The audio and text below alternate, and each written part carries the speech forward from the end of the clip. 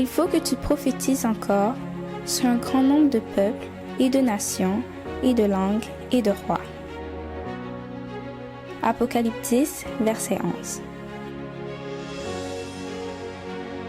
ASJH 1889 du Cap Haïtien.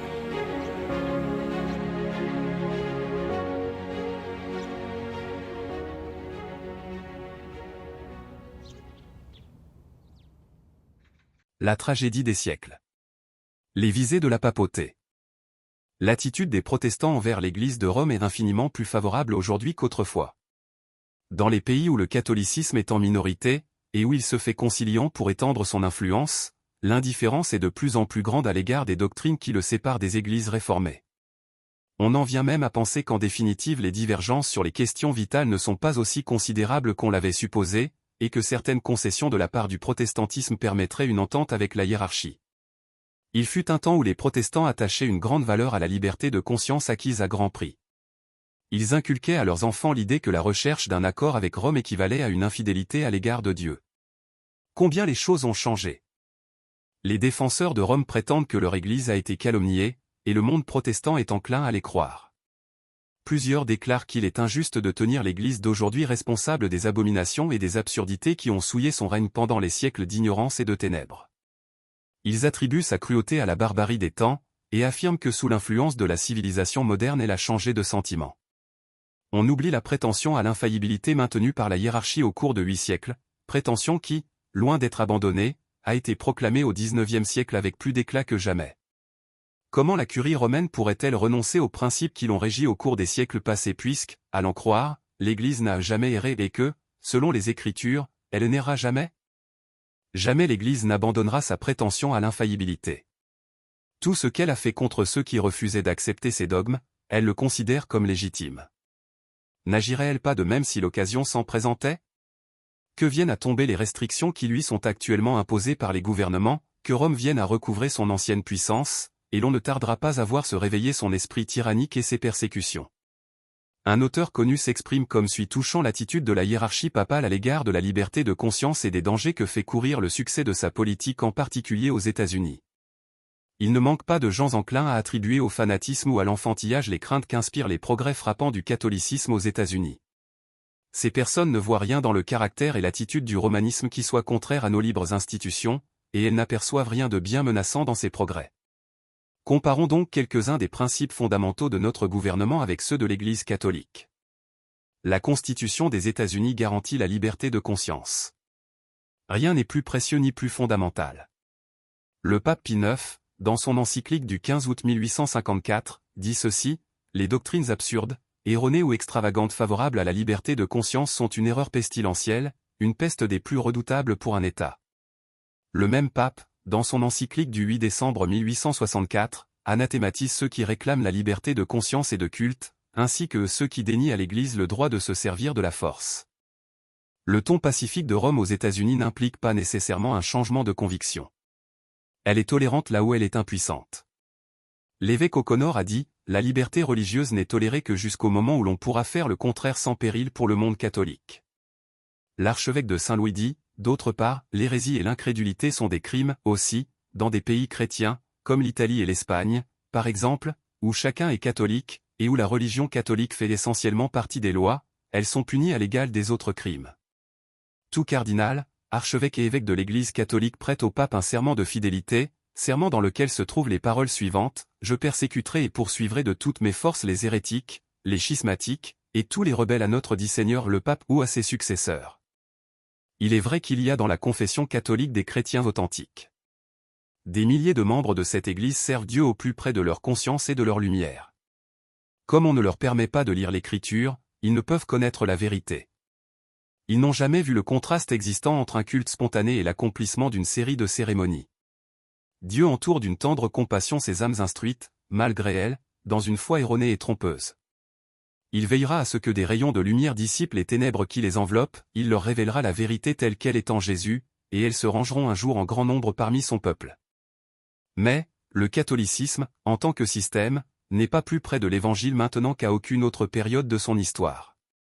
Si les églises protestantes n'étaient pas plongées dans de profondes ténèbres, elles discerneraient les signes des temps. L'Église romaine poursuit de vastes projets. Elle use de tous les moyens pour élargir le cercle de son influence et accroître sa puissance en prévision d'un combat acharné pour reprendre le sceptre du monde, rétablir la persécution et renverser tout ce que le protestantisme a établi. Le catholicisme gagne du terrain de tous côtés. Voyez le nombre croissant de ses églises et de ses chapelles dans les pays protestants. Considérez la popularité dont jouissent, en Amérique, ces collèges et ces séminaires que fréquente une nombreuse jeunesse protestante. Considérez le développement du ritualisme en Angleterre et le grand nombre de transfuges qui passent dans les rangs du catholicisme. Ces faits devraient inquiéter tous ceux qui apprécient les purs principes de l'Évangile. Les protestants ont fraternisé avec le papisme, ils lui ont fait des concessions dont les catholiques sont eux-mêmes surpris, et qu'ils ne comprennent pas. Ils ferment les yeux sur la vraie nature du romanisme ainsi que sur les dangers qu'entraînerait sa suprématie. Les gens doivent être réveillés en vue d'enrayer les progrès de ce redoutable ennemi de nos libertés civiles et religieuses. Beaucoup de protestants s'imaginent que la religion catholique n'est pas attrayante et que son culte ne se compose que d'une série de cérémonies fastidieuses. C'est une erreur. Bien qu'elle repose sur une base fausse, ce n'est pas une imposture grossière. Le cérémonial de l'Église romaine est des plus impressionnants. Sa pompe et ses rites solennels fascinent les sens et imposent le silence à la raison et à la conscience. Ces églises magnifiques, ces processions grandioses, ces autels dorés, ces riches reliquaires, ces œuvres d'art et ces sculptures exquises charment les yeux et ravissent les amateurs du beau. L'oreille est captivée par une musique sans égale. Les puissants accords des orgues accompagnés de chœurs de voix d'hommes, et dont les sonorités sont répercutées par les voûtes des grandes cathédrales, tout cela berce les âmes dans l'adoration et le recueillement. Mais cette pompe et cette splendeur extérieure, qui trompent les aspirations des âmes meurtries par le péché, trahissent une corruption intérieure. La religion du Christ n'a pas besoin de tant de mise en scène pour la recommander. À la lumière de la croix, le vrai christianisme paraît si pur et si attrayant qu'il n'a pas besoin d'appas extérieurs pour en rehausser la valeur. La beauté de la sainteté, l'esprit doux et paisible qui a du prix devant Dieu lui suffisent. L'éclat du style n'est pas nécessairement l'indice de pensée pure et noble. Des hommes égoïstes et sensuels peuvent avoir un goût exquis et de hautes conceptions artistiques. Aussi Satan s'en sert-il pour faire oublier aux humains les besoins de leur âme, pour leur faire perdre de vue la vie future, les détourner de leur puissant protecteur et les engager à ne vivre que pour ce monde. Une religion toute extérieure est attrayante pour le cœur naturel. Le faste et les cérémonies du culte catholique ont une puissance de séduction et de fascination qui pousse une foule de personnes sentimentales à considérer l'Église de Rome comme la porte même du ciel. Seuls ceux qui ont posé le pied sur le rocher de la vérité et dont le cœur est régénéré par l'Esprit de Dieu sont à l'abri de son influence. Des milliers d'âmes, ne connaissant pas le Sauveur par une expérience vivante, accepteront les formes d'une piété dépourvue de force morale. C'est là, du reste, la religion qui plaît à la multitude. La prétention de l'Église au droit de pardonner est pour beaucoup d'âmes un encouragement au péché. La confession, sans laquelle elle n'accorde pas son pardon, tend également à autoriser le mal. Celui qui fléchit les genoux devant un homme pécheur et lui révèle les pensées et les secrètes fantaisies de son cœur dégrade sa virilité et avilit les instincts les plus nobles de son âme. En dévoilant les péchés de sa vie à un prêtre, c'est-à-dire à un mortel sujet à l'erreur quand il n'est pas adonné au vin et à l'impureté, l'homme échange sa noblesse morale contre une flétrissure. Et comme le prêtre est pour lui le représentant de la divinité, son idée de Dieu est ravalée au niveau de l'humanité. Cette confession dégradante d'homme à homme est la source cachée d'une bonne partie des maux qui affligent le monde et le mûrissent pour sa destruction finale. Néanmoins, pour celui qui aime ses vices, il est plus agréable de se confesser à un mortel comme lui que d'ouvrir son cœur à Dieu. La nature humaine préfère subir une pénitence plutôt que d'abandonner le péché, il est plus facile de mortifier sa chair par le cilice et les chardons que de crucifier ses passions. Le cœur naturel préférera bien des jougs blessants à celui de Jésus-Christ. Il y a une ressemblance frappante entre l'Église de Rome et le judaïsme des jours de Jésus. Bien que foulant secrètement aux pieds tous les principes de la loi divine, les Juifs en observaient rigoureusement les préceptes extérieurs qu'ils surchargeaient de pratiques et de traditions d'une observance pénible et tracassière. De même que les Juifs se disaient respectueux de la loi, de même les romanistes prétendent l'être de la croix. Ils glorifient le symbole des souffrances de Jésus-Christ tout en reniant par leur vie celui qui est représenté par ce symbole. Les catholiques placent des croix sur leurs églises, sur leurs autels et sur leurs vêtements. Partout la croix du Sauveur est visiblement honorée et révérée, tandis que ses enseignements sont ensevelis sous une masse de traditions puériles, de fausses interprétations et de rites fastidieux. Les paroles du Sauveur concernant les Juifs fanatiques s'appliquent avec plus de force encore aux chefs de l'Église catholique romaine, ils lient des fardeaux pesants, et les mettent sur les épaules des hommes, mais ils ne veulent pas les remuer du doigt. Matthieu 23 verset 4. Les âmes consciencieuses tremblent jour et nuit à la pensée d'avoir offensé Dieu, tandis qu'un bon nombre des dignitaires de l'Église vivent dans le luxe et les plaisirs sensuels. Le culte des images et des reliques, l'invocation des saints et les honneurs rendus au pape sont des pièges de Satan dirigeant les esprits loin de Dieu et de son Fils.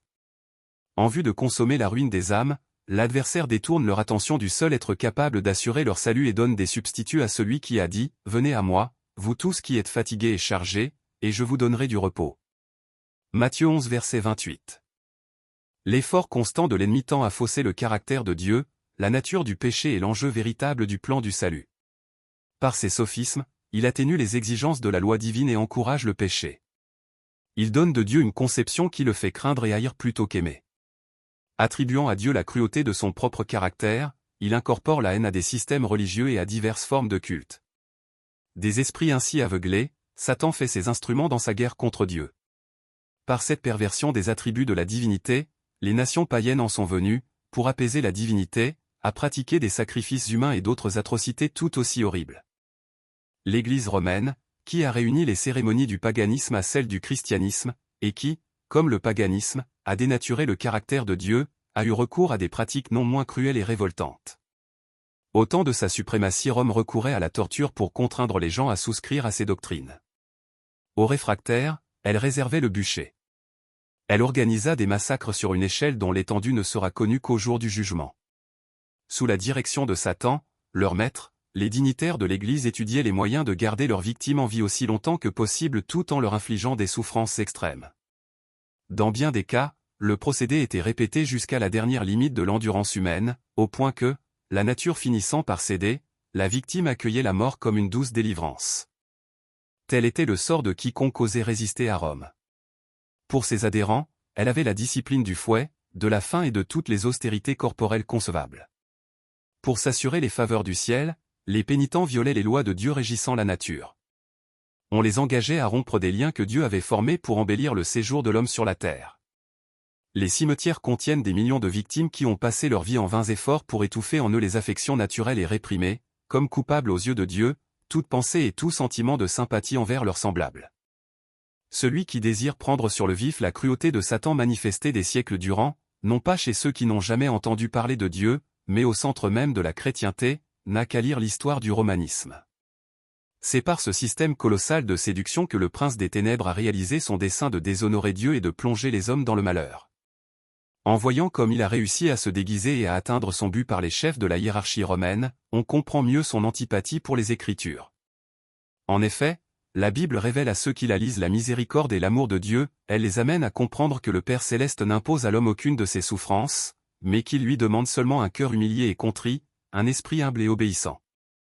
La vie de Jésus ne montre pas que, pour se préparer à aller au ciel, il soit utile de s'enfermer dans un monastère.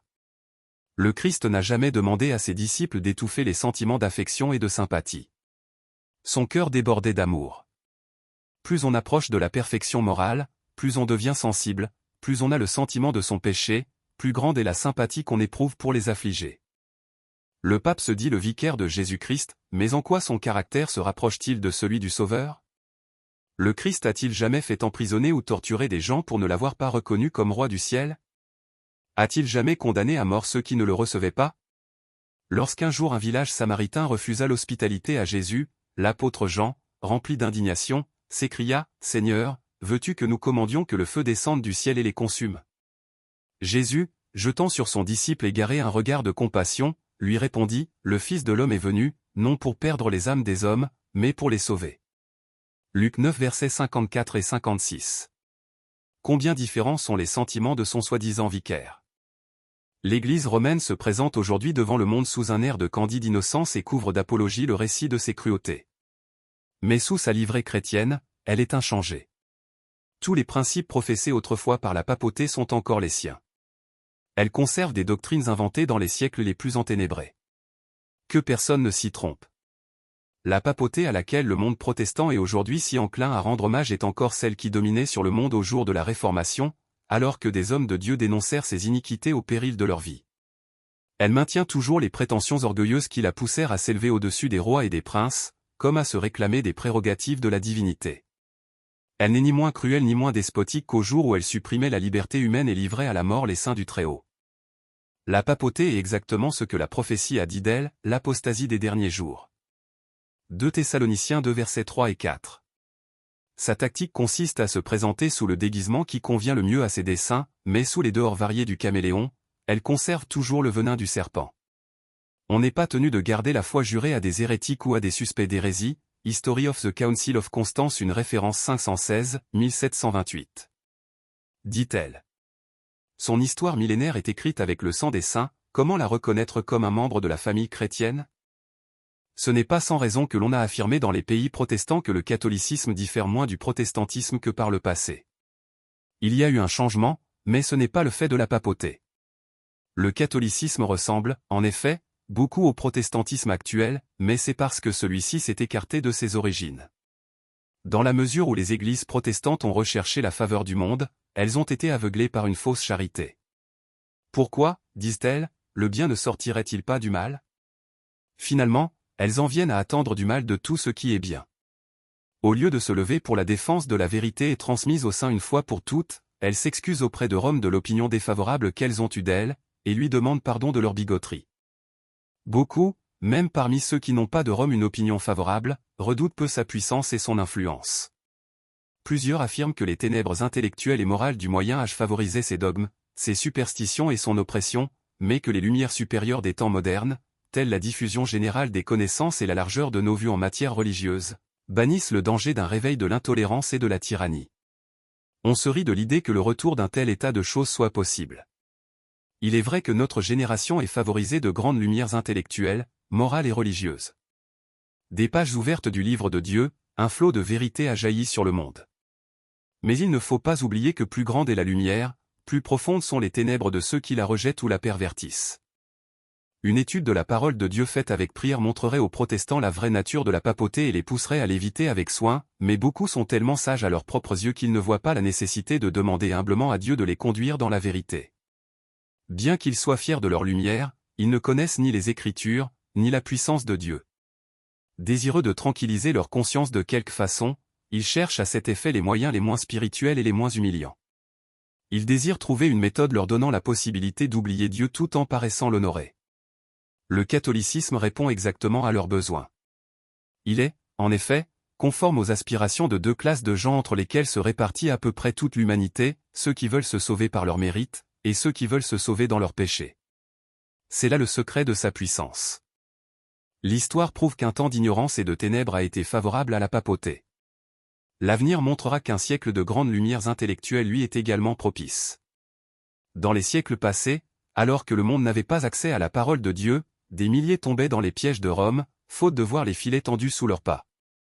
De nos jours, beaucoup de gens, éblouis par les théories d'une fausse science, ne discernent pas le piège et y tombent aussi aisément que s'ils étaient aveugles. Dieu veut que nous considérions nos facultés intellectuelles comme un don de notre Créateur et que nous les mettions au service de la vérité et de la justice. Mais lorsqu'on se livre à l'orgueil et à l'ambition et que l'on met ces théories au-dessus de la parole de Dieu, l'intelligence peut faire plus de mal encore que l'ignorance.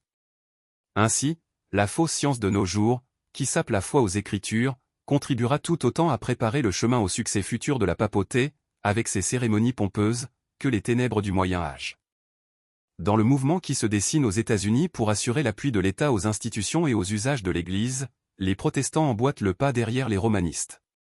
Il y a plus, ils ouvrent à la papauté la porte qui lui permettra de retrouver en Amérique la suprématie qu'elle a perdue en Europe. Et ce qui rend ce mouvement plus significatif, c'est le fait que son but principal consiste à imposer l'observation du dimanche, institution qui émane de Rome, et qu'elle considère comme le signe de son autorité.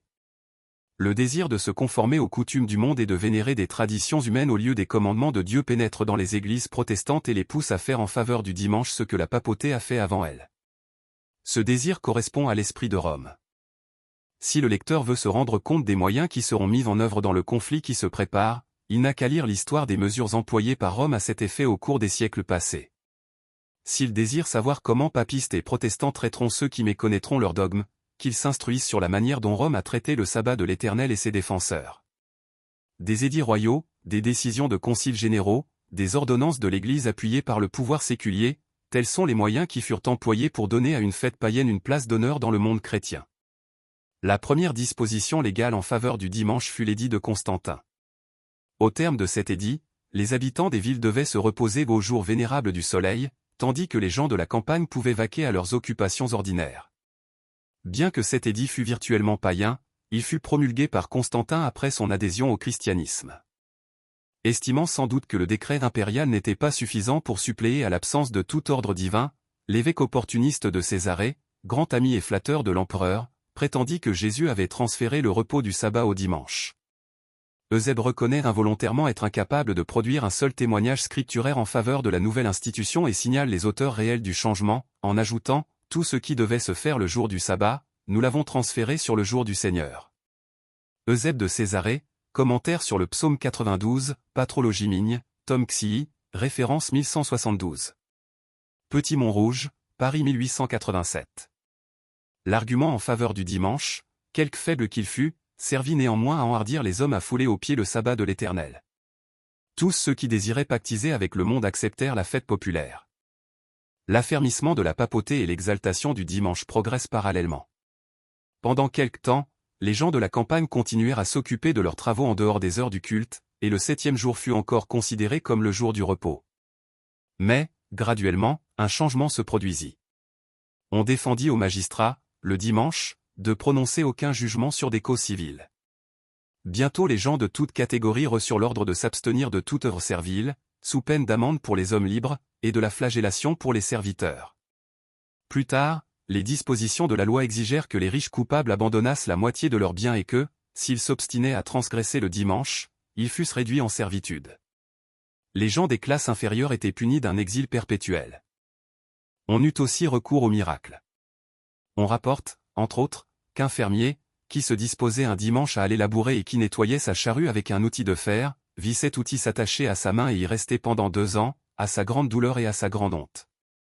Discours historique et pratique le jour du Seigneur, référence 147. Plus tard, le pape ordonna aux curés de paroisse de réprimander les transgresseurs du dimanche et de les inviter à aller faire leur prière à l'église sous peine des pires calamités pour eux et leurs voisins.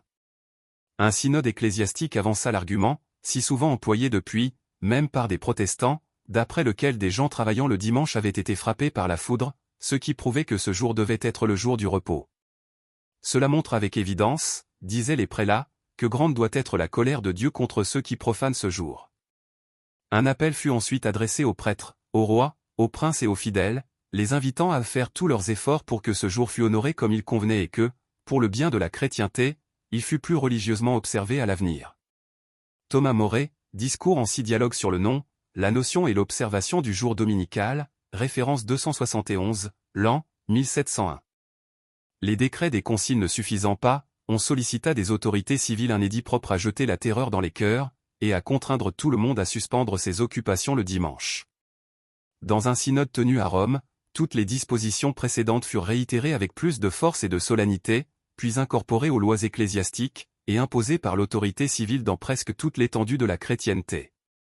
Voir Héline, Histoire du sabbat, 2e partie, chapitre 5 section 7. Néanmoins, l'absence de toute autorité scripturaire en faveur de ce jour constituait une lacune embarrassante. Les fidèles contestaient à leur conducteur le droit de rejeter, pour honorer le jour du soleil, cette déclaration positive de Jéhovah, le 7e jour est le jour du repos de l'Éternel, ton Dieu. D'autres expédients étaient nécessaires.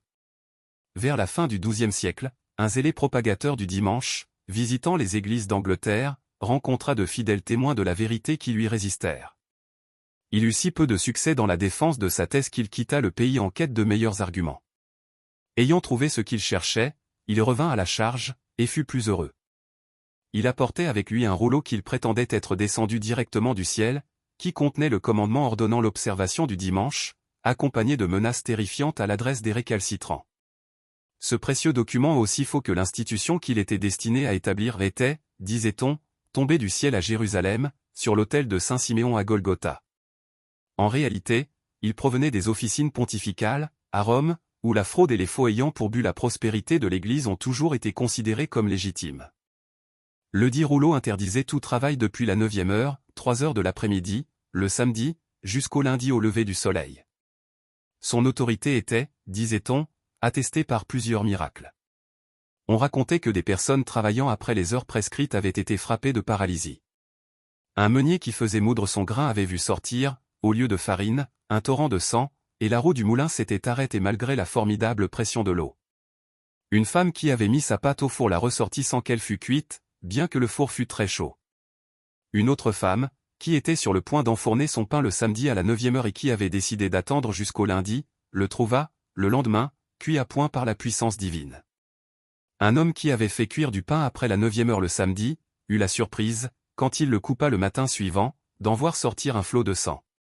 C'est par des inventions et des absurdités de ce genre que les partisans du dimanche s'évertuaient à lui attribuer un caractère sacré. Voir Roger de Hoveden, Annales 2, pages 528 à 530, édition Beaune. En Écosse et en Angleterre, on finit par obtenir une grande vénération pour le dimanche en lui adjoignant une partie de l'ancien sabbat. Mais la durée du temps à sanctifier variait. Un édit du roi d'Écosse déclarait qu'il fallait considérer comme saint le samedi depuis midi, et que, dès 7 heures jusqu'au lundi matin, personne ne devait s'occuper d'affaires séculières. Livre, Dialogue le jour du Seigneur, page 290, 291. En dépit de tous les efforts faits en vue d'établir la sainteté du dimanche, des papistes eux-mêmes reconnaissaient publiquement la divine autorité du sabbat et l'origine humaine de l'institution qui l'avait supplanté.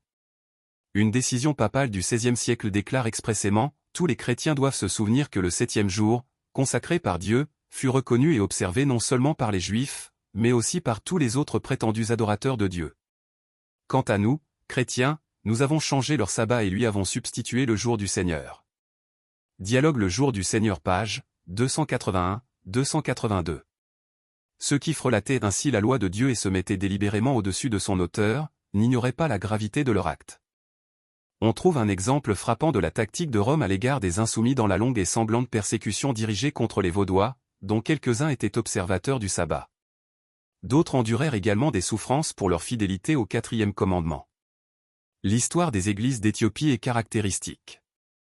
Au sein des ténèbres du Moyen Âge, perdus de vue par le monde, ces chrétiens de l'Afrique centrale avaient joui, des siècles durant, de la liberté de servir Dieu selon leur foi.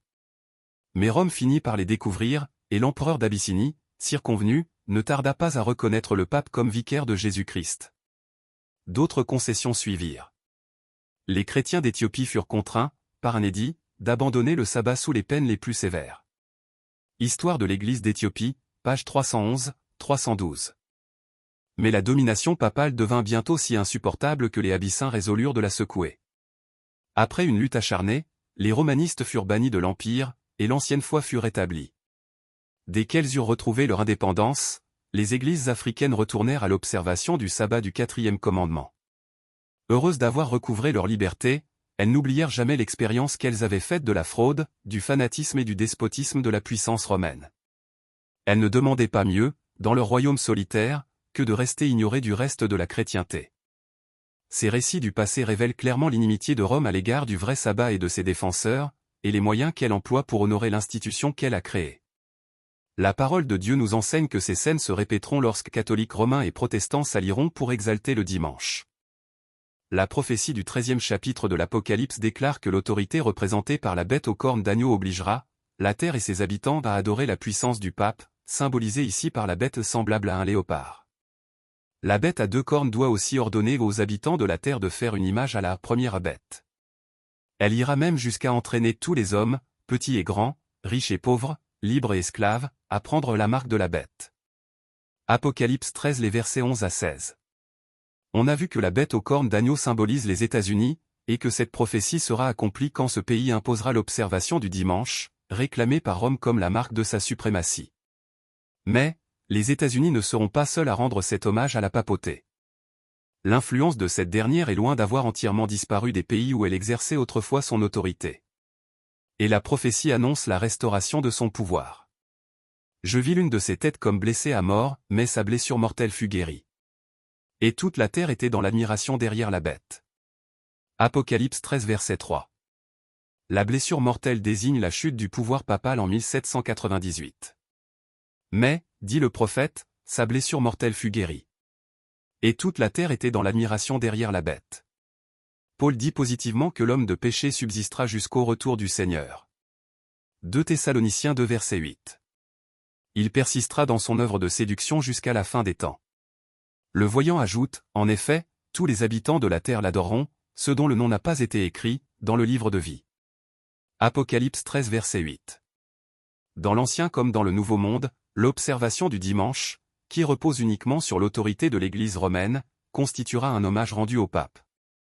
Depuis plus d'un demi-siècle, ceux qui, aux États-Unis, s'adonnent à l'étude de la prophétie, présentent au monde ce témoignage. Les événements qui se déroulent sous nos yeux accomplissent rapidement cette prophétie. Dans les pays protestants, les conducteurs religieux affirment la divine origine du dimanche sans plus de preuves que les chefs de la hiérarchie romaine quand ils imaginaient de prétendus miracles pour remplacer le commandement de Dieu. On entendra répéter et on commence déjà à le faire que les jugements de Dieu frappent les hommes qui violent le dimanche. Le mouvement qui vise à imposer l'observation du dimanche par la loi s'étend rapidement. L'habileté et la subtilité de l'Église de Rome tiennent du prodige. Elle a le don de lire l'avenir. En voyant les églises protestantes lui rendre hommage en acceptant son jour de repos et se préparer à l'imposer par les moyens dont elle a usé elle-même il y a des siècles, elle peut tranquillement attendre son heure. On verra des gens qui rejettent la lumière de la vérité s'adresser à cette puissance soi-disant infaillible pour soutenir une institution qu'elle a elle-même établie. Il est facile de concevoir l'empressement avec lequel, à cet égard, elle donnera son concours aux protestants. Qui, mieux que les chefs de la hiérarchie, sait comment traiter ceux qui sont rebelles aux décrets de l'Église. Avec ses ramifications enveloppant toute la terre, l'Église catholique romaine forme une vaste organisation destinée à servir les intérêts du siège pontifical qui en a la direction suprême. Dans tous les pays du globe, ces millions de communiants reçoivent l'ordre de se considérer comme devant obéissance au pape. Quelle que soit leur nationalité ou le gouvernement dont ils relèvent, l'autorité du pape doit, pour eux, primer toutes les autres. Ils peuvent prêter serment de fidélité à l'État, mais en cas de conflit, leur serment à l'égard de Rome les dispense de tout engagement. L'histoire raconte avec quelle persévérance la papauté a cherché à s'ingérer dans les affaires des nations, et comment, une fois dans la place, elle s'y est occupée de ses intérêts, sans se laisser arrêter par la ruine des princes et des peuples. En l'an 1204, le pape Innocent III obtint de Pierre II, roi d'Aragon, le serment extraordinaire que voici. Moi, Pierre, roi d'Aragon, je promets d'être toujours fidèle et obéissant à mon Seigneur, le pape Innocent, à ses successeurs catholiques et à l'Église romaine, ainsi que de veiller à ce que mon royaume lui demeure soumis. Je soutiendrai la foi catholique et persécuterai la peste de l'hérésie. Cet engagement est conforme aux prétentions du pontife romain, notamment en ce qui concerne le droit de déposer les empereurs et de délier les sujets de leur serment de fidélité envers des souverains injustes. Il est bon de se souvenir que Rome se glorifie de ne jamais changer. Les principes de Grégoire VII, et, d'Innocent III, sont encore aujourd'hui ceux de l'Église. Si elle en avait le pouvoir, elle les appliquerait avec autant de rigueur que dans les siècles passés. Les protestants ne se doutent pas de ce qu'ils font quand ils acceptent le concours de Rome pour assurer l'observation du dimanche. Pendant que ces derniers ne songent qu'à atteindre leur but, Rome, elle, ne vise à rien de moins qu'à reconquérir sa suprématie perdue. Si les États-Unis adoptent le principe en vertu duquel l'Église peut disposer du pouvoir de l'État, faire inscrire des observances religieuses dans la loi civile, en un mot, donner à l'Église et à l'État le droit de dominer les consciences, alors le triomphe de Rome en ce pays sera assuré. Pour en savoir davantage, abonnez-vous. La parole de Dieu nous met en garde contre l'imminence de ce danger. Si le monde protestant fait la sourde oreille à cet avertissement, il ne tardera pas à savoir quelles sont les visées de la papauté, mais alors il sera trop tard, hélas. Pour échapper au piège. L'Église romaine monte silencieusement vers le pouvoir. Ses doctrines font leur chemin dans les chambres législatives, dans les églises et dans les chœurs. Elle érige les constructions massives et altières de ses édifices, dont les caveaux souterrains verront renaître le cours de ses persécutions. Sournoisement, mystérieusement, elle prépare ses armes pour frapper quand le moment sera venu. Tout ce qu'elle désire, ce sont des occasions favorables, et déjà on lui en offre. Nous verrons et nous sentirons bientôt quelles sont les fins de la curie romaine. Quiconque croira et obéira à la parole de Dieu encourra de ce chef l'opprobre et la persécution. C'était le chapitre 35 du livre, La tragédie des siècles. Nous venons d'auditionner les visées de la papauté. N'oubliez pas de partager ces précieuses vérités aux gens de vos contacts. Et abonnez-vous, si vous ne l'avez pas encore fait, afin de recevoir automatiquement les autres chapitres. Que la grâce et la paix de l'Éternel notre Dieu et de son Fils Jésus-Christ soient avec vous.